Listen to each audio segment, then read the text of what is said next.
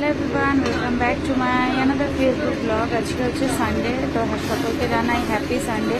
আর দেখতে পাচ্ছ আমি সকালবেলা কি ব্রেকফাস্ট বানাচ্ছি।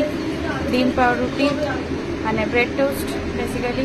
তো দুটো অলরেডি দেখতে পাচ্ছ হয়ে গেছে, আরও এখনও একটা রয়েছে বানাবো। এই যে তার পাউরুটি এখানে রেডি। আমি 3 পিসের বেশি খাই না, তো চলো আগে বানিয়ে নিই।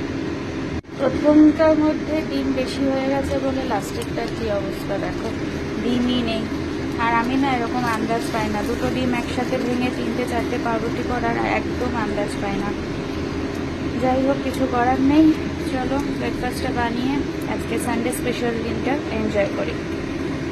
সানডে স্পেশাল মেনু আমার ফেভারিট লাল শাক, আর এখানে আছে কষা কষা মাংস। এটাই না মানে জল দেওয়ার আগে তুলে রেখেছি আমি খাবো বলে। আর এই হচ্ছে জল দেওয়া মাংস, মানে জল দিয়ে ফুটিয়ে নামানো।